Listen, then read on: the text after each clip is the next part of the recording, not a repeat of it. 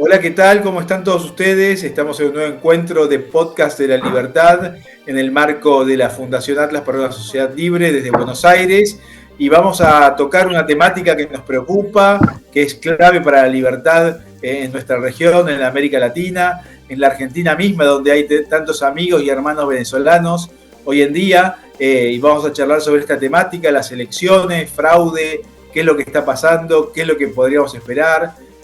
Cuál es el estado de la libertad en Venezuela. Y para ello vamos a charlar con tres personas intelectuales comprometidas con las ideas de la libertad. Y vamos a, en primer lugar, en orden alfabético, Marcelo Croatto. Él es abogado, escritor, historiador, argentino-venezolano, ha sido preso político de Nicolás Maduro. Vamos a hablar también con Ramsés Reyes, abogado venezolano en Argentina. Y vamos a hablar desde Venezuela con César Yegres Guarache, economista con posgrados en finanzas y administración, profesor universitario. Así que es un lujo y un placer y gracias por la valentía de ustedes de poder estar hoy en día conversando sobre esta temática en un día tan importante como hoy. Voy a darle la palabra a Marcelo Croatto. ¿Cómo estás, Marcelo? Hola Martín, un gusto saludarte, qué bueno estar nuevamente con ustedes en Fundación Atlas, teníamos mucho tiempo sin encontrarnos. Sí, y muchísimas gracias por esta posibilidad. Ramsés, ¿cómo estás vos? Muchas gracias por esta posibilidad. ¿Cómo estás, Martín? Un gusto siempre saludarte y estar, en este espacio de la Fundación Atlas, que por supuesto se encarga de difundir las ideas de la libertad y hacerlo llegar a muchas personas que por ahí no han podido tener la chispa, ¿no? Y que no han podido procesar todavía todo este cambio que está dando el mundo hacia las ideas de la libertad. Muchísimas gracias, Ramsés, y vamos a hablar con César. ¿Cómo estás, César? Gracias por estar aquí. Saludos cordiales a todos. Muchas gracias por la oportunidad. Saludos a los otros panelistas igualmente. Y bueno, agradecido por la preocupación que tenemos todos respecto al caso de Venezuela. La libertad, si preguntan, diríamos que está herida, pero está viva y hay que defenderla y vamos hacia adelante. Esto era previsible, pero es como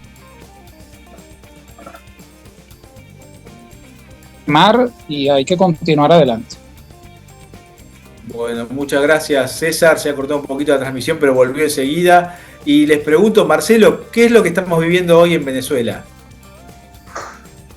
Bueno, en primer lugar estamos viviendo una reedición de todos los procesos electorales anteriores. Sobre todo se parece mucho al del referéndum revocatorio contra Chávez del año 2004. El chavismo ganó limpiamente una sola elección, la del año 98 cuando Chávez ganó la presidencia. Todas las demás han tenido como mínimo un ventajismo descarado, cuando no un fraude abierto. Recuerdo que en ese referéndum revocatorio yo estaba trabajando con la comisión jurídica de la Coordinadora Democrática y a las 4 de la tarde me informaron que todas las exit polls nos estaban dando una victoria 65-35. Después de prórrogas y apagones informativos, caídas de señal, una cantidad de cosas, repentinamente dieron el resultado. Fue 65-35, pero perdiendo nosotros. Todo el mundo dijo que hubo fraude, incluso hubo un político que me parece detestable, pero es el único que tuvo el valor que iba a gritar fraude, y los demás políticos le cortaron la luz al salón donde estaba para que no pudiera decirlo. En este momento la situación ha sido parecida, ha habido mucho entusiasmo, la gente ha ido a votar haciendo filas de 3, 4, 5, 6, 8 horas, pero y también la victoria se sabía que iba a ser abrumadora a favor de Edmundo. Yo tenía información que por lo menos era 65-35, si no era más. Después me dieron, no, puede ser 75-25 y hay quienes dicen que puede estar por encima. Da igual. Es una paliza de pronóstico. Fue por afano que ganó Edmundo. Pero exactamente igual que esa vez, voltearon los resultados. Los cambiaron, hicieron un fraude, como han hecho muchas veces. El mismo Enrique Capriles, lamentablemente confiamos en él alguna vez, en las elecciones del año 2013 cuando fue la elección presidencial contra Maduro, él aceptó la derrota. Sin embargo, después dijo que sabía que había ganado, pero no quiso pelearlo para evitar violencia. Siempre estamos de acuerdo que hay que evitar violencia, pero sabemos que hay situaciones en las cuales si no se pone la cara fuerte y uno dice, vamos a ir a la fuerza porque tú me estás obligando, no resulta. El chavismo sabe que pueden hacer lo que quieran porque los políticos nunca han hecho nada para enfrentarlos. Simplemente dicen, protestaremos, mejoraremos las técnicas, iremos a la próxima elección. Y la gente pues se queda esperando la dirección política. Aparentemente esta vez está cambiando porque hay mucha gente en las calles, según me han informado desde allá, están arrancando los afiches de Maduro, las vallas, todos los pendones. Espero que la gente siga. Me temo que los políticos volverán a traicionar como nos han traicionado a la resistencia todas las veces. Pero bueno, puede ser un movimiento autoconvocado. Los ciudadanos decidieron que van a ser libres y los políticos hay que pasarles por encima porque ellos son el enemigo a vencer para poder vencer la dictadura. La tiranía no es una dictadura, es una tiranía. Hay que diferenciar los dos conceptos. Muchas gracias, Marcelo, y le pregunto a Ramsés tu visión respecto a lo que estamos viviendo en estas horas. Mira, Martín, creo que retomando un poco lo que decía Marcelo, yo creo que hizo un buen resumen sobre lo que ha venido ocurriendo en Venezuela constantemente, ¿no? Porque esta es una historia que se viene repitiendo, se está volviendo y se ha vuelto un círculo vicioso donde de forma irresponsable algunos líderes políticos llaman una y otra vez a los venezolanos a participar en procesos electorales en los cuales ya se sabe que están amañados. A ver, hay una irresponsabilidad de parte de estos líderes políticos que vienen haciendo, por supuesto, las cosas de la misma manera y supuestamente esperando resultados diferentes, lo cual es una locura total, que llamar a los venezolanos a participar en un proceso electoral en el cual se sabe que no hay manera de poder ganarlo. Es decir, si bien en Venezuela se vota, en Venezuela no se elige. Si bien se pueden ganar las elecciones, los resultados van a ser otros. ¿Por qué? Porque estamos hablando de un país que está secuestrado por un régimen que tiene el control de todos los poderes públicos. Es un régimen que tiene control tanto de la Asamblea Nacional, que acá en Argentina sería el Congreso, es un régimen que tiene control sobre las Fuerzas Armadas, es un régimen que tiene control sobre el Consejo Nacional Electoral, donde un país donde no hay democracia, donde no existe la democracia, es imposible que a través de métodos democráticos, por así decirlo, por sufragio, mejor dicho, porque hay muchos métodos democráticos, pero por sufragio se pueda derrocar al régimen. Por supuesto, porque este no está dispuesto a entregar el poder, tal como es el caso de Cuba. En Cuba hay elecciones constantemente, pero ha cambiado el régimen, ha cambiado el gobierno. Vemos cómo supuestamente en Cuba se elige mayoritariamente a un régimen que ha hambriado durante más de medio siglo a la población cubana. Entonces, lo que ocurre en Venezuela es que tenemos un régimen que está afianzado al poder por las armas, no solo a través de las armas, sino que también ha institucionalizado el crimen a través de herramientas legales. Constantemente la oposición ha llamado a participar en procesos electorales y esto ha desembocado en decepciones, ha desembocado una y otra vez en que la población venezolana crea en estos procesos, vaya y participe, y luego lo que se viene encima de los venezolanos, por supuesto, es todo un proceso de pena, un proceso en el cual de luto que viven los venezolanos y a través del cual no les queda más que otra alternativa que, como ha venido ocurriendo a lo largo del tiempo, de ya sea emigrar del país, autoexiliarse o ya sea salir a las calles como lo han hecho masivamente, pero esto ha traído consecuencias porque los venezolanos han salido a las calles con todo derecho y como debe ser. Sin embargo, esto ha traído presos políticos, esto ha traído muertes, desapariciones, y esto posteriormente es enfriado, mejor dicho, o opacado por algún movimiento político de estos líderes que se hacen llamar opositores, que posteriormente llaman un proceso electoral, y los venezolanos que arriesgaron su vida, que arriesgaron su libertad, que desaparecieron, quedan en el olvido constantemente cada vez que hay un nuevo proceso electoral. Es sumamente irresponsable lo que ocurrió en Venezuela al llamar a los venezolanos y hacerles creer que a través de este proceso electoral ellos iban a ser libres, porque los venezolanos tienen sin duda ese anhelo de libertad y diariamente, estando incluso fuera de Venezuela, piensan en la oportunidad o en el momento en que puedan volver a Venezuela. Sin embargo, esto se hace cada vez más imposible en tanto y en cuanto los venezolanos sigan confiando en los mismos líderes políticos, porque son los mismos líderes políticos y los mismos métodos que han llevado constantemente al fracaso. Bueno, muchas gracias, Ramsés, y le quiero preguntar a César ahora su visión desde allá, desde qué ciudades nos estás hablando, César. Sí, estoy desde Cumaná, que es al oriente del país, costera frente al Mar Caribe, es la capital del estado Sucre. Y te pregunto desde allá cómo se vive el proceso, que acá vemos canales oficiales donde hay una versión claramente distorsionada y uno va por los otros canales o por las vías virtuales y vemos una realidad mucho más totalmente diferente, ¿no? Y te pregunto también sobre la reacción de la ciudadanía venezolana, si hay reacción o se espera mansamente que esto siga siendo como la inercia lo establece. Sí, en efecto, como comentan los otros participantes, se vino a este proceso electoral con unas premisas de unos poderes públicos totalmente controlados por el oficialismo, con unos antecedentes que ya tenemos de unos procesos electorales totalmente viciados, con ese loop que tenemos de ilusionarnos y de participar en comicios que luego sabemos los resultados.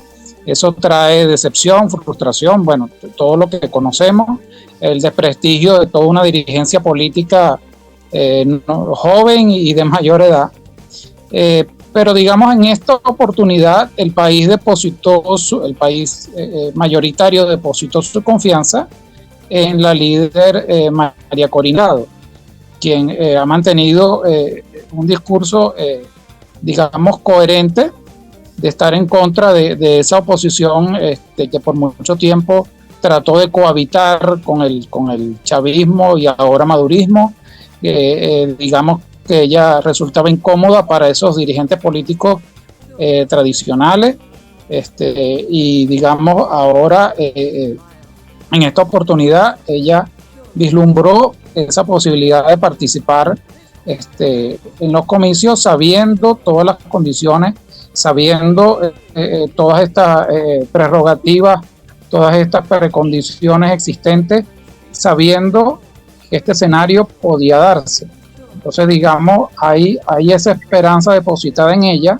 De hecho, todas las encuestas decían que Edmundo González ganaría de forma arrasadora, con una proporción de 2-1, y así lo señalaban ayer todos los exit polls, incluyendo el del Wall Street Journal, y aparentemente esas son las cifras que maneja el comando de María Corina, en contra de lo que el gobierno oficialmente está anunciando, y que la gente definitivamente no se lo cree.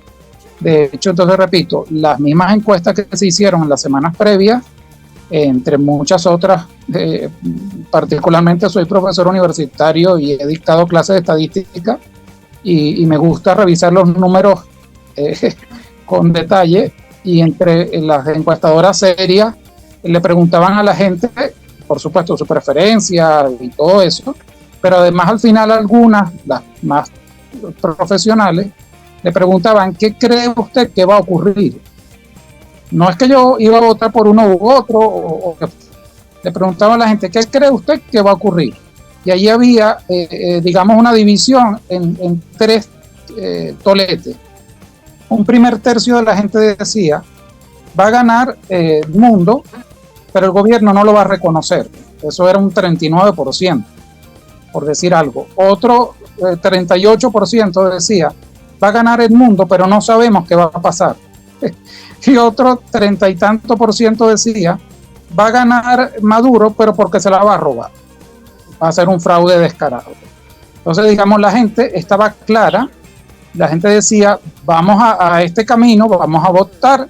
Sabemos que institucionalmente es muy probable que no reconozcan lo que estamos haciendo, pero se decía que ante una avalancha de votos, ante una vigilancia ciudadana que María Corina decía y dice tener organizada, y aún con todos los obstáculos, esto podía, si bien no forzar un resultado, porque el resultado sabíamos que lo iban a dar de esta forma, forzar una presión ciudadana e internacional de decir que somos pacíficos, estamos jugando a la democracia, aun cuando no son democráticos, no nos pueden acusar, y bueno, ya sabemos todo el historial que hay de detenciones y de todo, para todo aquel que le hace oposición al gobierno. Bueno, de hecho, como mencioné al principio, esto es un proceso que está apenas en pleno desarrollo. El eslogan de María Corina fue siempre hasta el final, y de hecho ahorita a las 6 de la tarde hora de Venezuela hay una rueda de prensa convocada donde María Corina y Edmundo van a fijar posición ante el país. Ya se asume que ellos tienen en sus manos un alto porcentaje de actas que han debido tenerla desde ayer mismo, incluso antes de que se hiciera público ese primer boletín, y es lo que dice la ley venezolana, pero sabemos que las leyes se manipulan acá a su antojo, y entonces ellas paulatinamente, a pesar de todas las dificultades, han ido recibiendo esas actas, y ellos manifiestan que sus números son los que se esperaba que fueran. ¿Qué está diciendo la gente en la calle? Que fue un robo descarado, y la gente está esperando lo que va a decir María Corina, más allá de lo que dijo ya en la madrugada, que ellos tenían sus propios números. Pero lo más importante de esto, lo que yo resaltaría, es la reacción de la gente. De forma espontánea, porque aquí no hay organización alguna, los denominados cerros que rodean Caracas, y ese fue un discurso que manejó el oficialismo por años, en ese discurso de división y de odio de clase que generaron desde el principio, siempre decían que esas zonas populares, que las barriadas o las favelas, como dicen en Brasil, estaban con el chavismo, y la clase media y alta estaban con la oposición. Y bueno, en un país como este, que se ha ido empobreciendo cada vez más, ya no hay clase media, ya la inmensa mayoría es pobre, y entonces siempre ese fue un eslogan de ellos, metiendo miedo a la oposición. Cuando bajen los cerros, y asumían que los cerros iban a ir contra las viviendas de clase media, contra los profesionales, contra los empresarios. Y resulta que ahorita están bajando los cerros, y lo están haciendo de forma espontánea, porque digamos la dinámica de esas zonas populares es bien clara. O sea, allí en Venezuela, y supongo que en el resto de América Latina es así, todo el mundo se conoce. Allí todo el mundo sabe quién es el jefe del Consejo Comunal Chavista que controla la zona, que dirige los beneficios sociales, que si no te anotas en la lista no te doy los subsidios de gasolina, de gas, de un montón de cosas, que la gente entonces se ve obligada a anotarse en eso. Y la gente le perdió el miedo. O sea, la gente dice, ya con este bono, con este subsidio, ante esta economía destruida, no me es suficiente y no me importa que me lo quite. Entonces se está viendo de forma espontánea en varias zonas populares de Caracas en estos momentos, que la gente dice que salió a la calle a quemar cauchos, a protestar, a cacerolear, porque no están de acuerdo con los resultados y sienten que se los robaron. Repito, son las zonas y los barrios populares. Tengo entendido que también en Maracaibo, en Maracay, en Anzoátegui y acá en Sucre, al oriente del país, también está ocurriendo.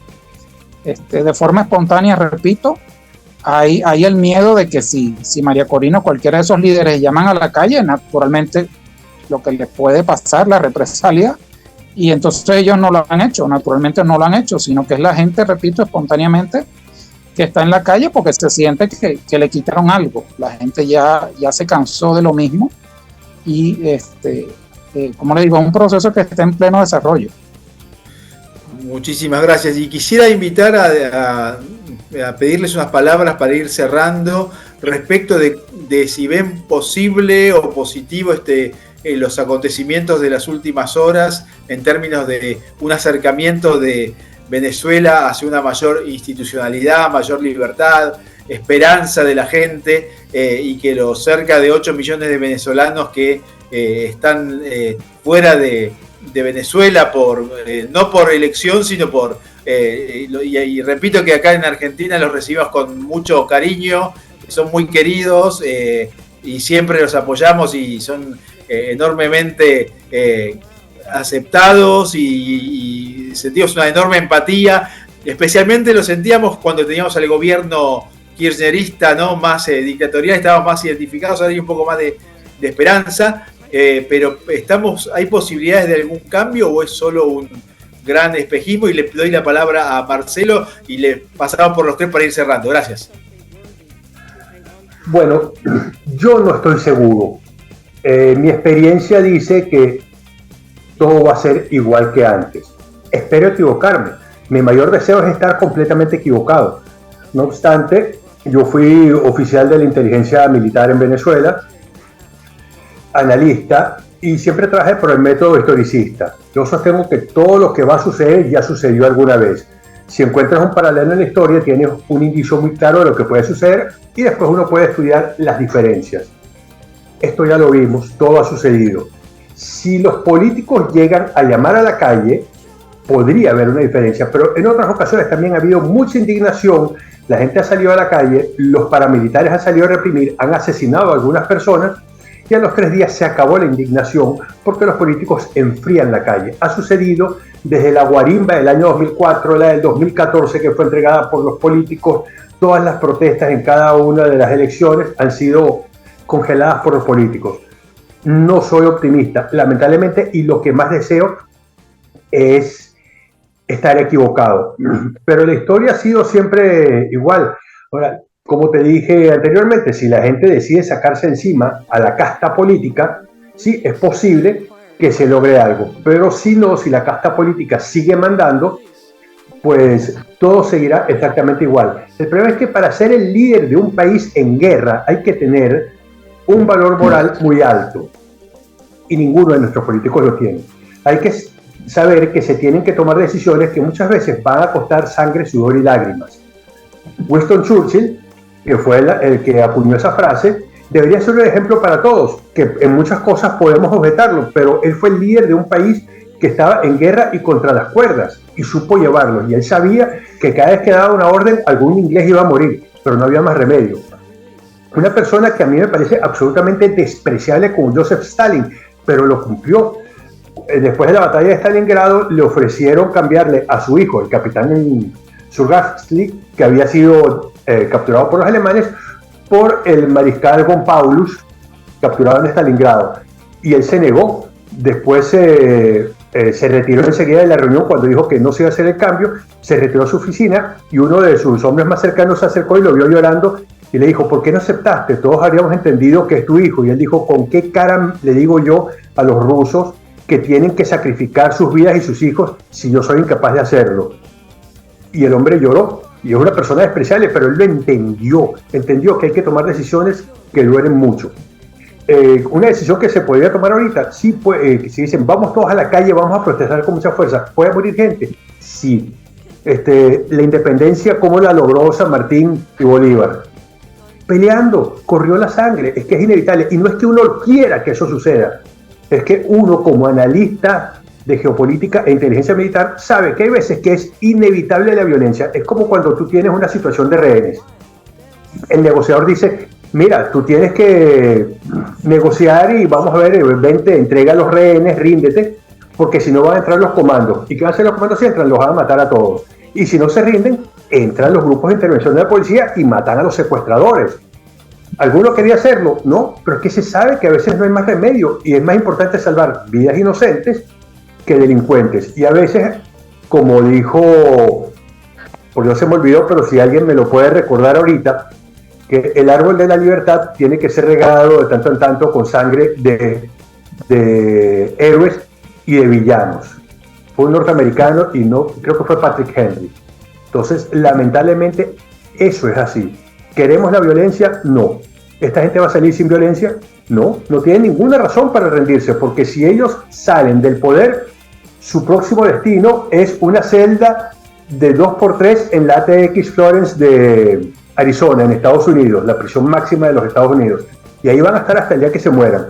Entonces, si mi opción es una celda de máxima seguridad o que no me pase nada, obviamente yo me quedo. Yo comprendo a Maduro cuando dice que se queda, porque la oposición siempre ha jugado a favor de él y le ha puesto las cosas fáciles y le han dicho: no vamos a ir a la violencia, no te vamos a obligar, solamente te pedimos un déspota, un tirano, asesino, que no le importa que se muera la mitad de su pueblo, no tiene problema en seguir, que se mueran, él sigue haciendo negocios, sigue traficando drogas, sigue robando el dinero, y los venezolanos importan poco para él.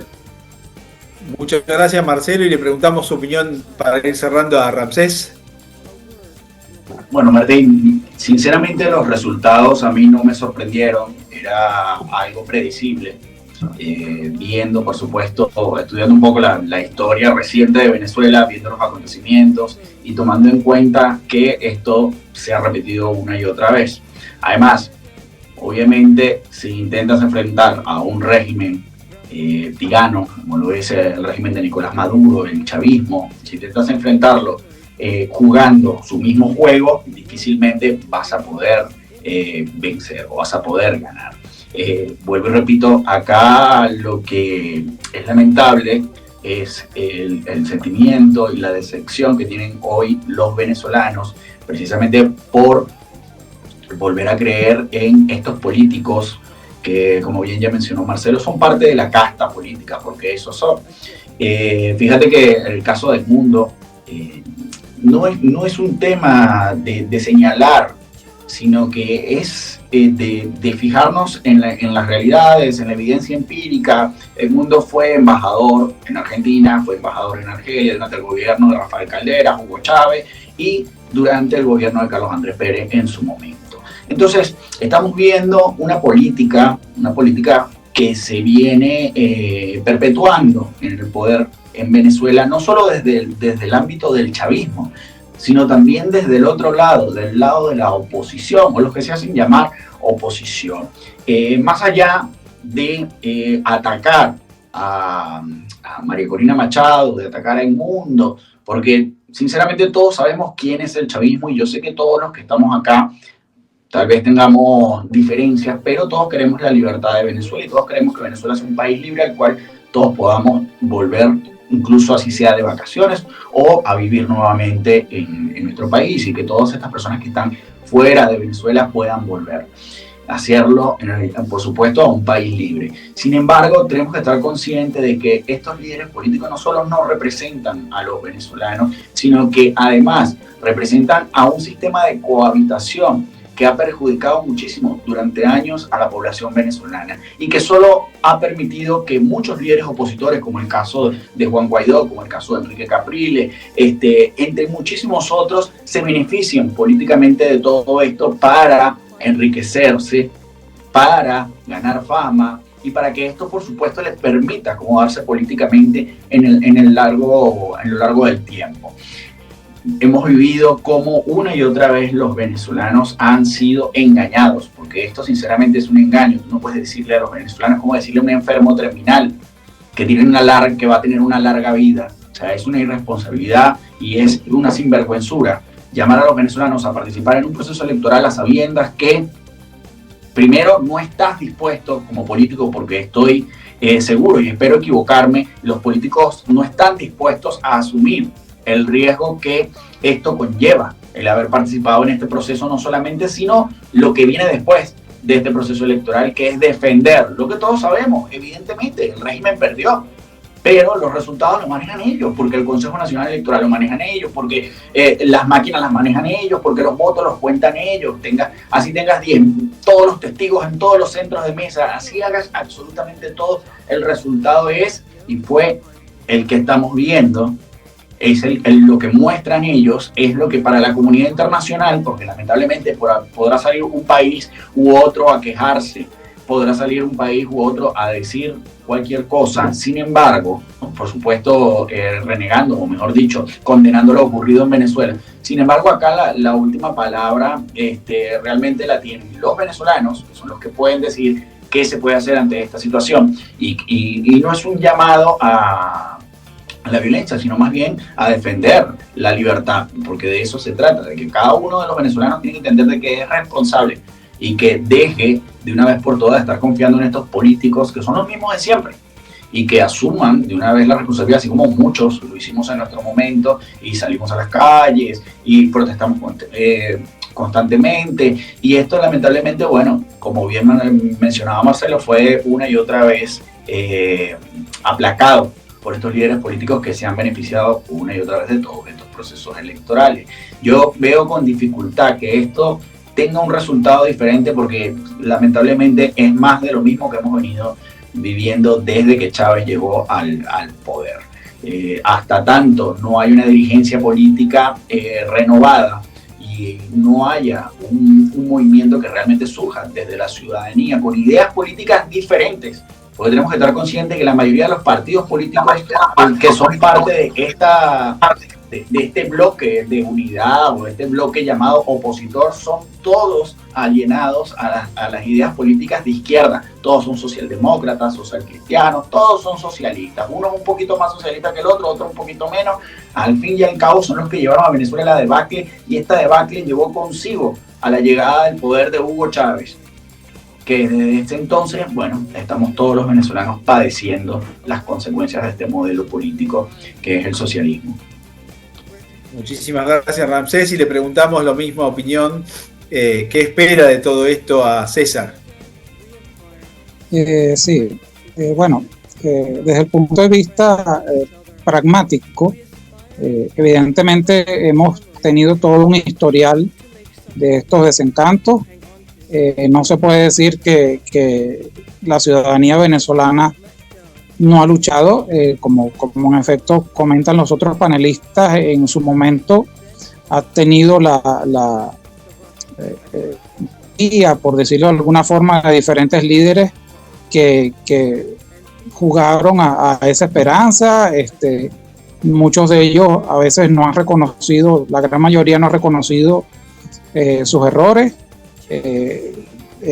Digamos, eso fue fortaleciendo al gobierno una y otra vez, y el daño no se puede medir en familias destruidas, en economía destruida, en vidas perdidas, cantidad de cosas que lamentablemente hacen de la vida en Venezuela y de los recuerdos que tenemos los venezolanos de estos últimos años, de verdad una muy larga pesadilla.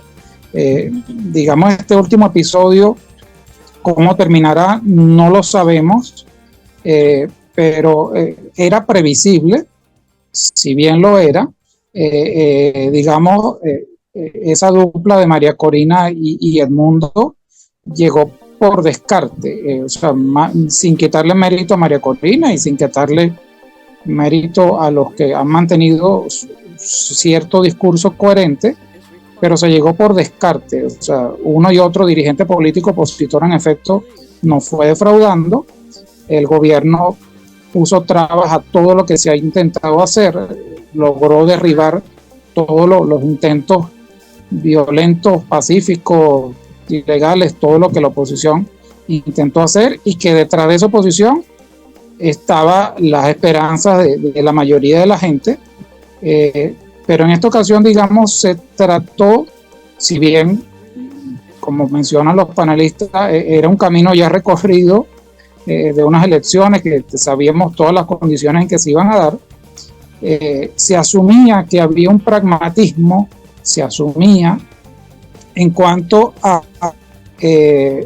ofrecerle a esa cúpula que gobierna una posibilidad de salida decente.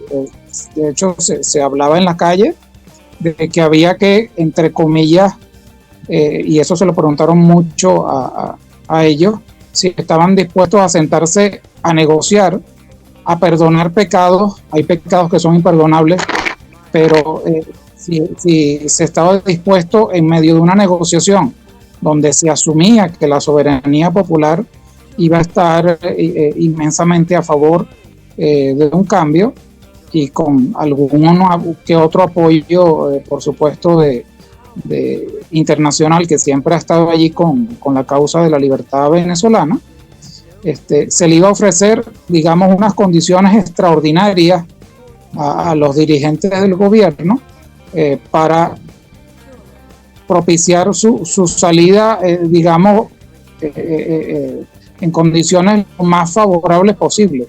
Muchísima gente estaba en desacuerdo porque hay pecados imperdonables, pero iba a ser un altísimo precio a pagar, y la sociedad venezolana, me atrevería a decir que estaba dispuesta a pagarlo con tal de salir de esto. Se le iba a ofrecer a los que tienen a Venezuela como la tienen,